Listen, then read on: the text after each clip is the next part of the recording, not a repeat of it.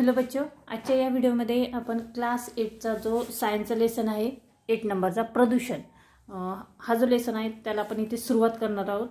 प्रदूषण म्हणजे काय आणि प्रदूषणाचे जे प्रकार आहेत, प्रदूषण होण्याची जी कारणे आहेत ते आपण इथे बघणार आहोत। ठीक आहे, तर लेसन हा जो आहे आपण 2 ते 3 पार्टमध्ये हा लेसन इथे बघणार आहोत। एका पार्टमध्ये लेसन नाही घेणार कारण लेसन थोडासा मोठा आहे आणि समजायला आपल्याला तेवढा वेळ हवा आहे, त्यामुळे मी 3 भागामध्ये याचं डिस्ट्रीब्यूशन करणार आहे।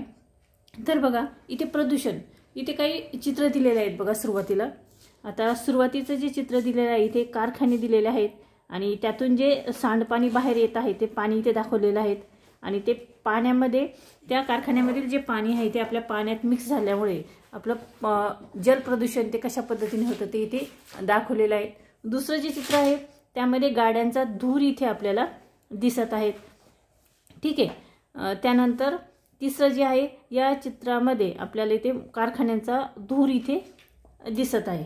ठीक आहे, आता पर्यावरणातील ह्या ज्या विविध समस्या आहे या समस्या आहे कशामुळे निर्माण झाल्या आणि प्रदूषण कोणकोणत्या प्रकारचं आहे ते आपण इथे बघणार आहोत। आता पर्यावरणातील ह्या ज्या समस्या आहेत त्या का निर्माण झालेल्या असाव्यात याचं उत्तर आपण या लेसनमध्ये इथे बघणारच आहोत। कारण आणि या समस्यावर मात करण्यासाठी काय करावे लागेल बघा, माणसाच्या निसर्गातील हस्तक्षेपामुळे पृथ्वीवर अनेक समस्या निर्माण झालेल्या आहेत, जसे की औद्योगिकीकरण, वाढती लोकसंख्या, खाणकाम, वाहतूक, त्यानंतर कीटकनाशकांचा आणि खतांचा वाढलेला वापर यामुळे पृथ्वीवर प्रदूषण हे वाढलेले आहे। त्यामुळे प्रदूषणाचे परिणाम जे आहे ते माणसावर देखील होऊ लागलेले आहेत। आता प्रदूषण म्हणजे काय? नैसर्गिक पर्यावरणाचे परिसंस्थेला हानिकारक असे दूषितीकरण म्हणजेच प्रदूषण होय। म्हणजे काय बघा, नैसर्गिक पर्यावरणाचे जे निसर्गतः जे पर्यावरण आहे त्या पर्यावरणाला, त्या परिसंस्थेला म्हणजे इथलची जी जीवसृष्टी आहे त्या जीवसृष्टीला जे हानिकारक असे परिणाम जे होतात त्याला आपण प्रदूषण असे म्हणतो। त्याचे जे दूषितीकरण म्हणजेच काय प्रदूषण होय। तुमच्या सभोवताली कोठे कोठे प्रदूषण आढळते आणि प्रदूषण कशामुळे होते याचा अभ्यास आपल्याला इथे करायचा आहे। आता सुरुवातीला बघूया प्रदूषके। आता प्रदूषके म्हणजे बघा पोल्युएंट्स, परिसंस्थेच्या नैसर्गिक कार्यात अडथळा आणणाऱ्या अजैविक व जैविक घटकांवर म्हणजे वनस्पती, प्राणी आणि मानवावर घातक परिणाम घडवणाऱ्या घटकांना प्रदूषके असे म्हणतात। म्हणजे प्रदूषण होण्यास ज्या गोष्टी कारणीभूत असतात किंवा जे साधन कारणीभूत असतं, थोडक्यात सांगायचं तर जे साधन कारणीभूत असतं त्याला आपण प्रदूषके असे म्हणतो। ठीक आहे, प्रदूषके पर्यावरणात जास्त प्रमाणात सोडली गेल्यास पर्यावरण विषारी व अनारोग्यकारक होते। अनारोग्यकारक म्हणजे आरोग्यास हानिकारक। प्रदूषके नैसर्गिक तसेच मानवनिर्मित असतात। नैसर्गिक प्रदूषके निसर्ग नियमानुसार कालांतराने नष्ट होतात, या उलट मानवनिर्मित प्रदूषके नष्ट होत नाहीत। प्रदूषके कोणकोणते आहेत? काही नैसर्गिक आहेत तर काही मानवनिर्मित आहेत आणि जी निसर्गतः जी प्रदूषके जी असतात ती कालांतराने आपोआप नष्ट होतात, पण मानवनिर्मित जी प्रदूषके आहेत ती नष्ट होत नाहीत। जर ह्याच्यात एक्झाम्पल घेतलं तर प्लास्टिक हे एक प्रदूषणच आहे।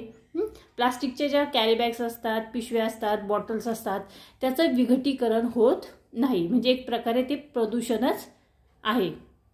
ठीक आहे, आता प्रदूषणामध्ये सर्वात महत्त्वाचा घटक जो आहे तो आपण आज इथे सुरुवात करणार आहोत, त्याला तो आहे हवा प्रदूषण। त्यालाच आपण एअर प्रदूषण असे म्हणतो। पृथ्वीवरील वातावरणात असणाऱ्या विविध वायूंचे प्रमाण दर्शविणारा आलेख काढा आणि हवा हे वेगवेगळ्या वायूंचे घटकांचे एक जिन्सी प्रश्न आहे, त्याला असे का म्हणतात आणि इंधनाच्या ज्वलनातून हवेत कोणकोणते घातक वायू बाहेर सोडले जातात या सर्व प्रश्नांची उत्तरे आपण या हवा प्रदूषण या टॉपिकमध्ये बघणार आहोत। बघा, विषारू वायू, धूर, धुळीकण, सूक्ष्मजीव यासारख्या घातक पदार्थांमुळे हवा दूषित होण्यास हवेचे प्रदूषण असे म्हणतात। म्हणजे हवेमध्ये जो इथे बघा एक्झाम्पल दिलेलं आहे की हवेमध्ये इथे बघा ज्वालामुखी उत्पन्न झालेला आहे, त्यानंतर इथे जंगलाला आग लागलेली आहे। आता ही जी आग लागली आहे, आगीमुळे तो जो जाळ आहे त्यातून निघणारा धूर आहे त्यामुळे मोठ्या प्रमाणामध्ये हवा प्रदूषण होतं। त्यानंतर ज्वालामुखीचा उद्रेक झाल्यानंतर त्यातून जे लाव्हा बाहेर पडतात त्यामुळे देखील मोठ्या प्रमाणामध्ये हवेचं प्रदूषण होतं.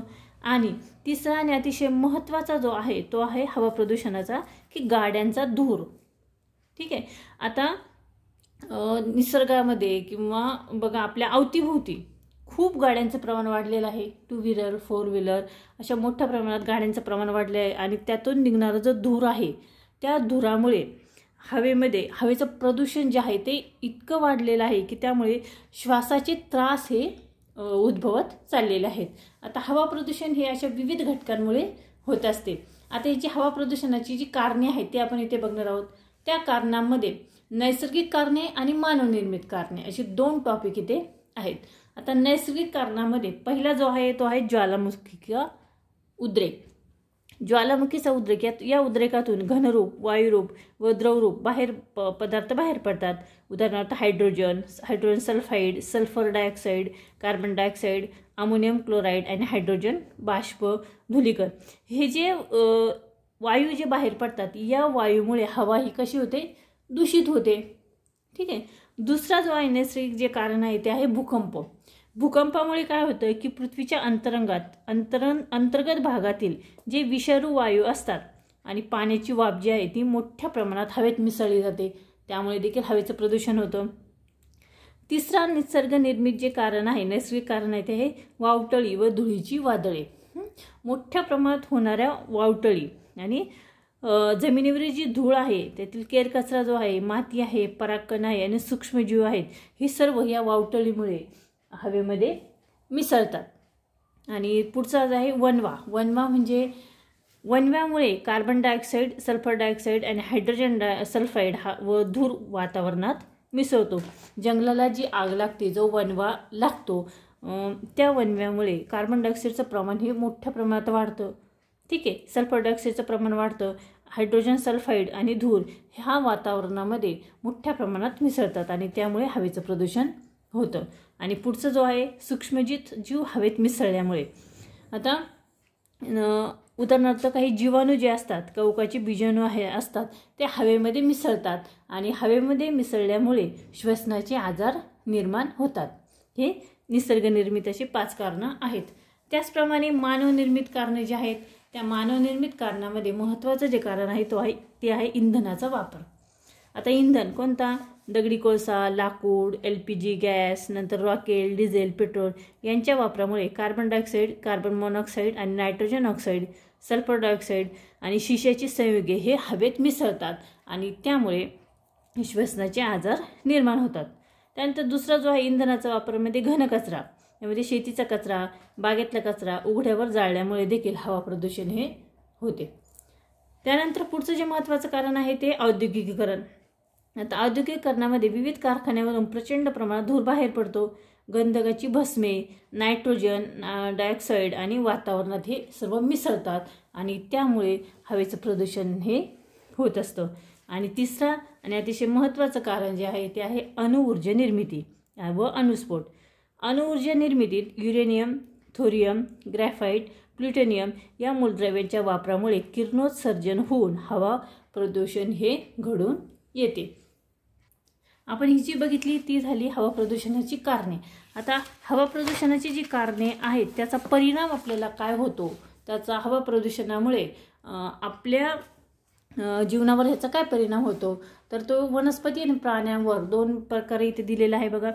वनस्पतीमध्ये पर्णछिद्रे बुजून जातात. नंतर दुसरा आहे प्रकाश संश्लेषणाची क्रिया मंदावते आणि वनस्पतीची वाढ खुंटते व पाने गळतात आणि पिवळी पडतात. ठीक आहे. आणि प्राण्यांमध्ये श्वसनावर विपरीत परिणाम होतो आणि डोळ्यांचा दाह होतो. ही महत्त्वाची अशी परिणाम या हवा प्रदूषणामुळे इथे झालेले असतात. ठीक आहे. तर आपण इथपर्यंत हा जो टॉपिक आहे तो इथे बघितलेला आहे प्रदूषणाचा.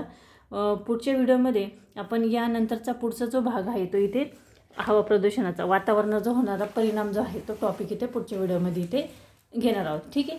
तर आजचा जो व्हिडिओ आहे तो तुम्हाला कसा वाटला मला कमेंट्स करून नक्की कळवा. व्हिडिओ आवडला तर व्हिडिओला तुम्ही नक्की लाईक करा, शेअर करा आणि चॅनलवर नवीन असाल तर चॅनल सबस्क्राईब करा. पुन्हा भेटूया पुढच्या व्हिडिओमध्ये.